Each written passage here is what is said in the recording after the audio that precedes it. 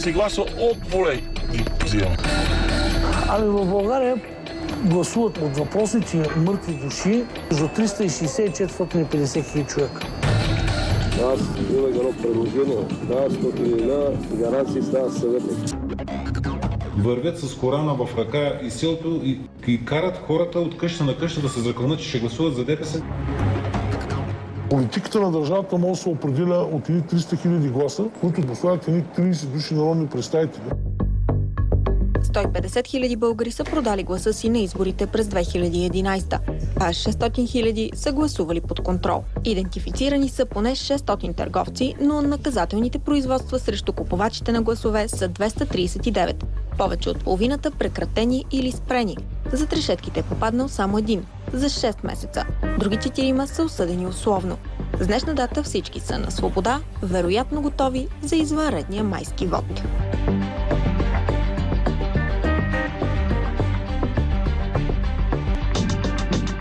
Разпределението на гласовете през май ще е още по-оспорвано и заради желанието на гражданите да влязат във властта. В пътя към промяната и към парламента обаче недоволните се разцепиха. Някои от тях застанаха зад бивши политически звезди, а други зад никога не изгрели такива. В края на протестите част от недоволните се обединиха около една безспорна звезда – Христо Стоичков. Вие самите съгласите, че нашите студенти са честни. Първата среща на студентите беше в края на март в зала Арен Армеец и се запомни с присъствието на хора на възраст далеч над студентската, както и на деца, които също все още са далеч от студентските години. Студент ли сте? Не. Ами някаква екскурзия от училището, не знам. Колко деца сте тук? Ами около 30-40. А какво ви казаха? Пъстрото присъствие беше съпроводено от молбата, че студентската инициатива всъщност е финансирана от бившия депутат от ГЕРБ Емил Димитров. Доскорошните управляващи получиха обвинението, че си създават изкуствена опозиция. Отидохме в село Дебе от Бургаско, откъдето беше дошла една част от по-възрастното подкрепление на студентите. И в град Сопот, Пловдивско, откъдето бяха непълнолетните екскурзианти. Господа, незабавно се отдръпне. А в София говорим за парите, които пълнят черните партийни каси. С други думи, битката за власт започна. Законът разрешава партиите да изхарчат до 4 милиона лева, за да се рекламират пред избирателите. Но политическите сили декларираха, че и по-малко пари ще им стигнат. ГЕРБ обявиха, че ще използват около 2,5 милиона лева пари от държавната субсидия. БСП още не били разчели точно колко ще инвестират в битката за народната подкрепа. Ще разчитат на банков заем, дарения и членски внос. Официално обявените милиони за парите, които се отчитат. А тези, с които се купува глас и власт, са други. Откъде идва този финансов ресурс? От всички тези кръгове, които са създавани през всички тези години. Мит ли са черните каси на партиите? Аз не познавам такава практика. Пари от контрабанда, незаконен трафик на оръжие, наркотици, вливат ли се в тези каси? Разбира се. Това е една от основните финансови схеми, които могат да бъдат реализирани. Не изключвам възможността в определени периоди, в различни партии, в отделни партии, да имало такива практики. Аз като гражданин... Но не и в БСП, нали? Не мога да изключа нещо, което не познавам.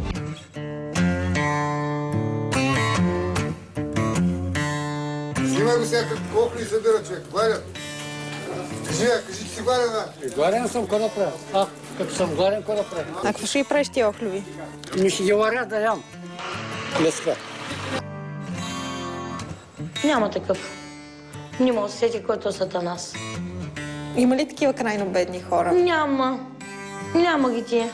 Такива крайно бедни няма. В село Дебел живеят около 2100 души. Кметицата Иванка Георгиева първо била избрана като кандидат на РЗС, но последно застанала на поста като член на ГЕРБ.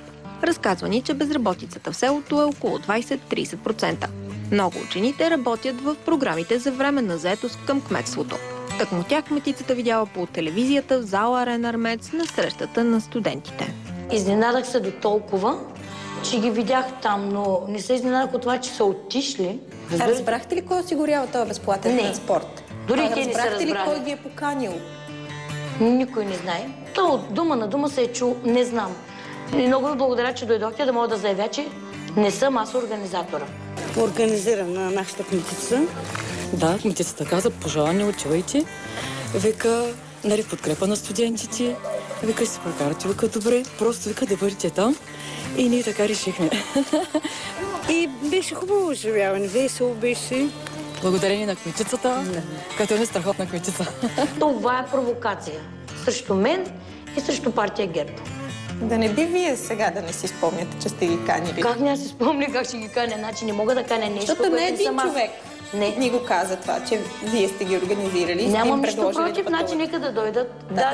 Просто да ми го каже в очите. Абе Ивана или Иванче, ти напокани. Това прилича ли ви на екскурзиите и пътуванията от Измир до Кърджали за гласуване на изборите? Ли като схема е подобно? Има подобни подходи, които са реализирани през последните години. Ненадва ли ви това, че на този етап източника на финансиране на тези екскурзии е мистериозен? Факт. Факт, да, действително. Мистериозен. Ние установихме, че наистина са малки населените места, от които тръгват тези автобуси за екскурзии, но там кметовете са от ГЕРБ. Къде? Кажете къде, за да мога да ви отговоря. И автобусите стигат до зала Арена Армеец. Има една друга политическа формация, която е правила тази организация. Кажете ни коя е. Не бих искал да я коментирам. Нали няма да ги уволните тези жени? Сега ще ги уволня. Имаше сандвичи, имаше вода, минерална. По една валса ни дадаха, после имаше по едно две кебабчета. Това, което беше организирано. А питахте ли кой черпи? Ами не се интересувахме, между другото. Ние обаче се интересуваме кой черпи. Отговорът се оказа на стотици километри от село Дебелт. А в София продължихме разговор за финансирането на партиите. Давам ви пример. Небезизвестният митничар Фози. Близка връзка на Мая Манолова. И когато той беше задържан с контрабандните цигари, отивайки в Варна, където получател беше Манджуков. А Манджуков е от младежката организация на БСП, който е финансирал много инициативи. Не го познавам. Той е бил в областното ръководство на БСП и е човек, който е разследван по 48 обвинения. Това звучи респектиращо. Аз не мога да претендирам да познавам персоналния състав на партията. Когато липсва взискателност, се стига до допускане на хора, които пораждат проблеми. Но партията има добри възможно ли е да сетива. пораждат и ползи за партията? Не бих желал да ползваме такъв род ползи. Ето за това винаги има определени зависимости, финансирайки дадени политически формации, винаги да се възползват от покровителстване в това, което правят. Те имат нужда от спокойствие да развиват бизнеса си и от влияние. Точно така. Но спокойствието и влиянието не го ли осигуряват хората, които са на власт на практика? Разбира се, че е така. Но тогава как да повярваме, че ГЕРБ не се възползва от такива пари? Мога да ви кажа, че ГЕРБ беше правителството, което имаше политическа воля да се бори с тежката организирана престъпност и подобни схеми. Сопот, градът, който влезе в новините с протестите на работниците от военния завод. Месеци наред те не бяха получавали заплати. Освен тях протестираха и децата от училището срещу завода, техните деца. Тогавашното правителство осигури заплатите. След добрата развръзка и родителите и децата благодариха на бившия премиер Бойко Борисов. 2 месеца по-късно група деца от същото училище се вля в редиците на протестиращите студенти. Нашето училище не е организирано. Това си е частно пътуване.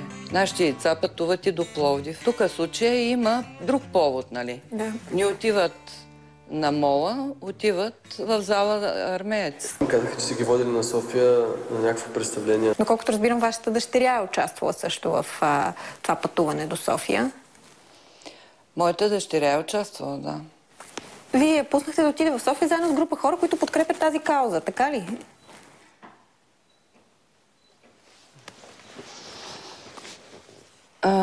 С риск да бъда отразена, нали, което не е коректно, предлагам да прекратим разговора. Това, което ми казахте, доколкото разбирам, тя е обявила във Фейсбук възможността да се пътува. Да, е събрала няколко приятели. А интересувахте ли се кой плаща пътуването? Ами не са го плащали децата, но кой го е плащал, не сме питали. Христо Стоичков има достатъчно пари да извади 10 000 лева или 15 000 лева да даде на студентите, които единствено, което се притесняваха, как ще поемат разноските по глазата. Остава и въпросът кой плати пътуването на децата от Сопот до София. Антон Костов оказва се заместник-председател на новосформираното движение Орлов мост, чието лице е Христо Стоичков. Само им казах къде застава един автобус, къде застава втори автобус. Който има желание да подкрепи тази кауза. Как деца ще подкрепят политически искания? Какви политически? Колко струваше този транспорт? 1000 лева за двата автобуса. Кой плати пътуването? Христо Стоичков. Аз го платих. В смисъл, парите бяха дадени на мен. Дадени на теб от кого? Стоичков. Христо Стоичков имаш няколко човека, които се разправяха точно с тази. По имена не ги помня. А тия хора дали имат нещо общо с Емил Димитров? Емил Димитров няма да бъде в листата на политическа партия ГЕРБ. Направете си сами извода какво е политическото решение, което сме взели в централата и ви уверявам, че нямаме абсолютно никакви нито ангажименти, нито пък съвместни действия в политическата или в каквато и да било друга сфера. Защото знам, че той по принцип е човек, който се занимава с икономически негови си цели. Ма не ви ли интересуват откъде идват парите за тази кауза? Въпросът е да се случат нещата и българските граждани се обединят. От мен ще вземете 1000 лева, утре от някой, който с наркотици се занимава, ще вземете 1000 лева. Оле. Как очакват да отчетеш парите? С фактура? Фактура от кого? Превозвача ми, естествено. Естествено, всичко е черно на бяло. А на името на коя фирма превозвача издава фактура? На частно лице се издава.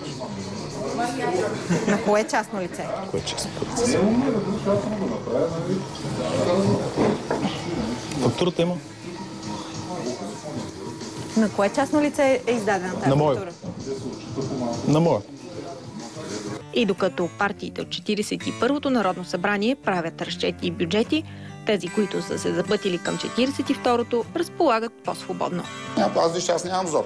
Аз, след изборите, миналата година, обиколих 10 острова. Хората обаче не ги обиколиха и живеят лошо.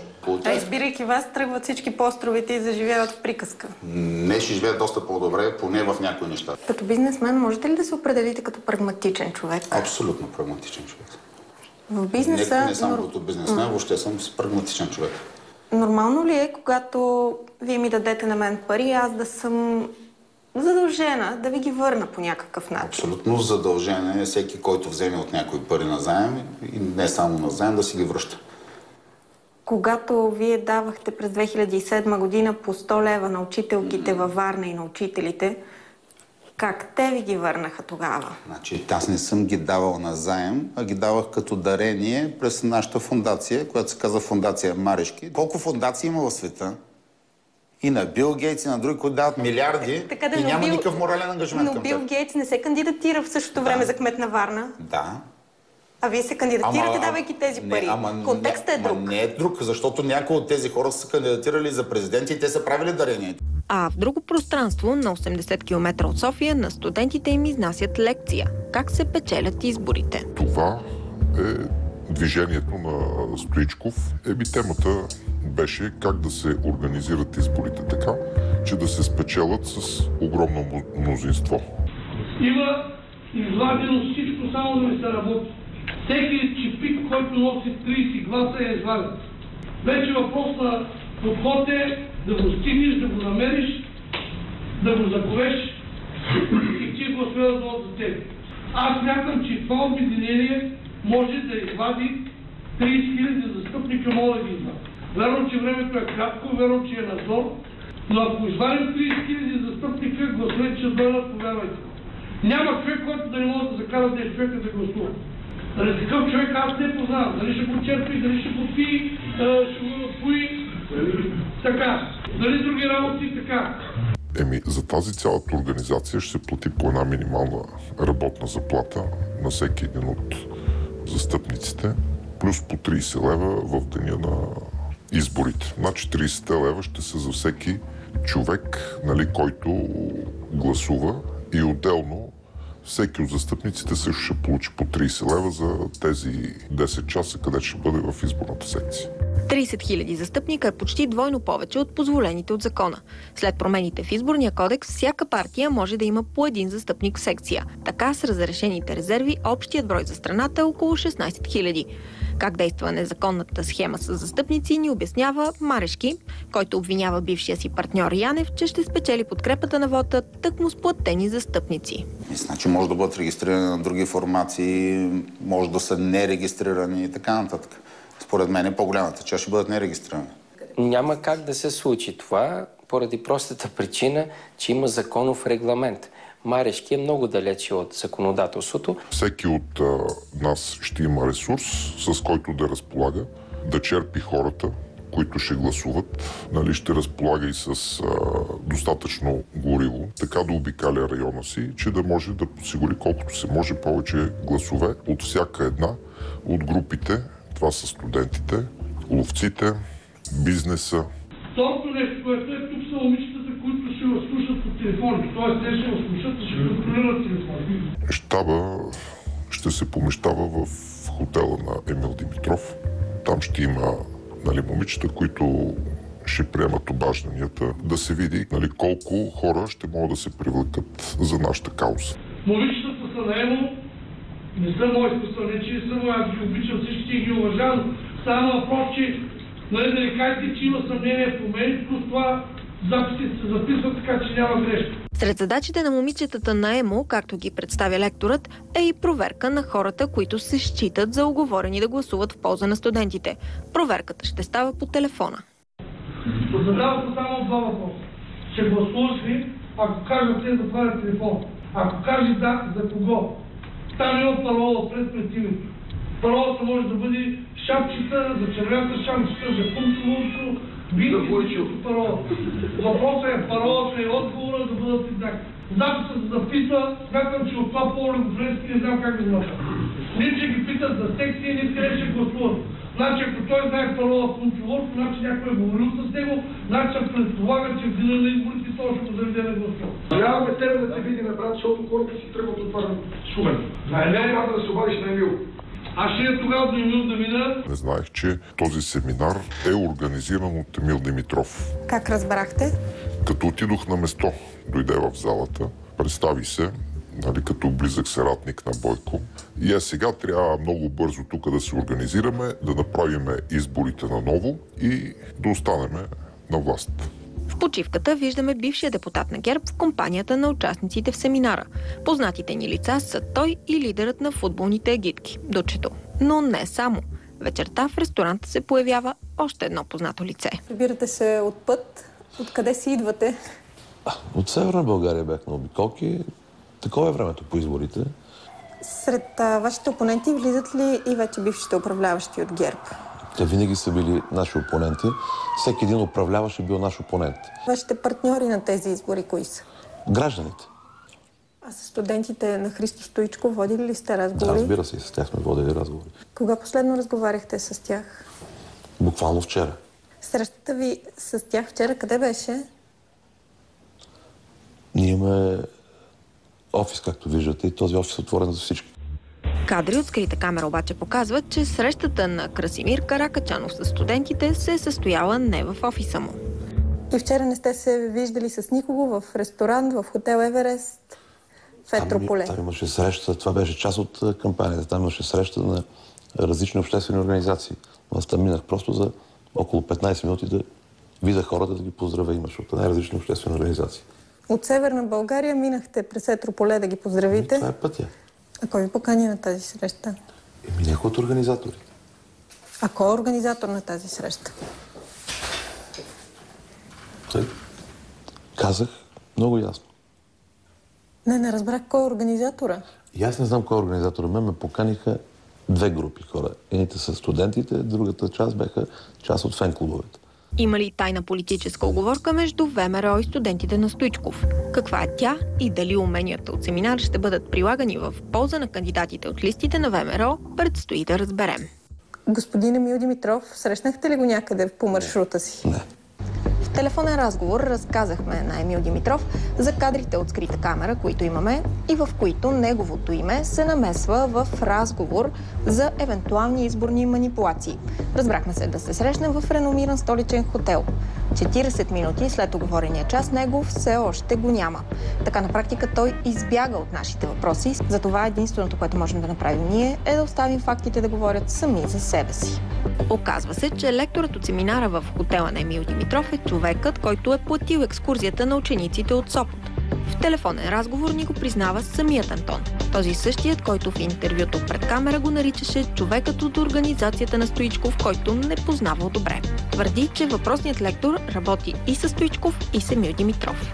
Самият Стоичков отказа да коментира пред нас. И така, интерес към покупка на гласове има. В наши ръце е изборът дали се продаваме. Отговорът ще открием в статистиката за манипулирания вод след него, когато за промяна ще е късно.